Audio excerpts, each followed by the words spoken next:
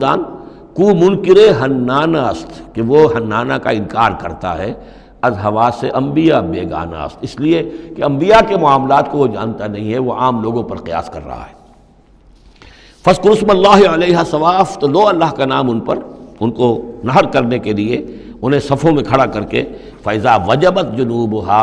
جب ان کے پہلو زمین پر ٹک جائیں، جب خون اتنا بہہ جاتا ہے، کمزور ہو جاتا ہے تو پھر وہ ایک طرف کو اپنی کروٹ کے بل زمین کے اوپر پڑ جاتا ہے۔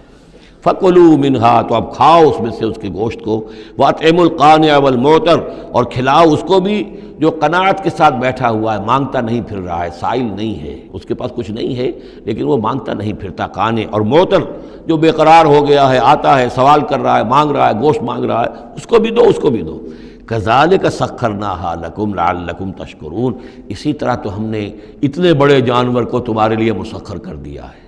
اونٹ جیسے جانور کو، اور وہ کھڑا ہوتا ہے تم برچھا مارتے اس کو، سخرناھا لکم لعلکم تشکرون، تاکہ تم اللہ کا شکر ادا کرو۔ لن ینال اللہ لحومھا ولا دماؤھا، اب یہ ہے اصل شے، اللہ تک نہ ان کے گوشت پہنچتے ہیں نہ خون پہنچتا ہے،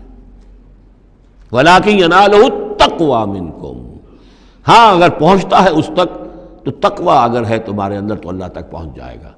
یعنی یہ کہ ایک یہ رسومات ہے، ظاہری شکل ہے، ظاہری شکل اصل دین نہیں ہے، اگرچہ اس کے بغیر بھی تو حقیقت جو ہے وہ کسی نہ کسی حیول ہی میں ظاہر ہوگی، کوئی نہ کوئی اسے پیکر چاہیے، تو ان عبادات کا پیکر بھی اہم ہے،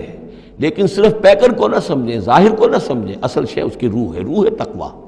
وہ جو علامہ اقبال نے کہا ہے کہ رہ گئی رسم اذاں روح بلالی نہ رہی، فلسفہ رہ گیا تلقین غزالی نہ رہی، اور نماز و روزہ و قربانی و حج یہ سب باقی ہیں، تو باقی نہیں ہے۔ وہ ہمارا وہ تقوی، ہمارا اللہ کے ساتھ خلوص و اخلاص،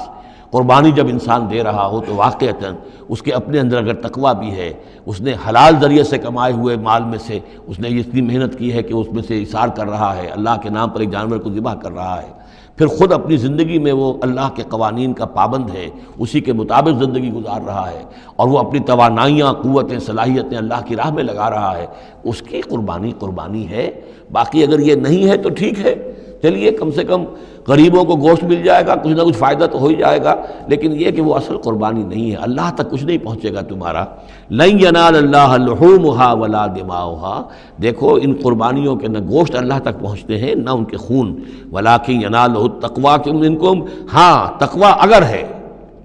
وہ اللہ تک پہنچ جاتا ہے۔ کذالک سخرھا لکم لتکبروا اللہ علی ما ھداکم، اسی طرح اللہ تعالیٰ نے اسے تمہارے لیے مسخر کر دیا ہے، لتکبروا اللہ علی ما ھداکم، تاکہ تم اللہ کی تکبیر کیا کرو اس ہدایت پر جو اس نے تمہیں دی ہے۔ دیکھیے دو عیدیں ہیں ہماری، عید الفطر جو رمضان کے بعد آتی ہے، ایک عید الاضحیٰ ہے جو حج کے ساتھ منسلک ہے،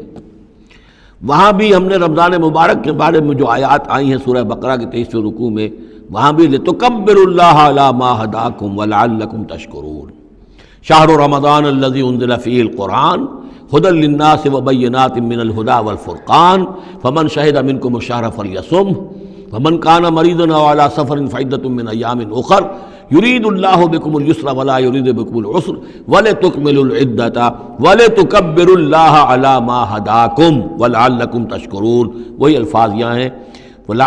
لتکبروا اللہ علی ما ھداکم، تاکہ تم تکبیر کرو، اللہ کی تکبیر کرو، اسی لیے عیدیاں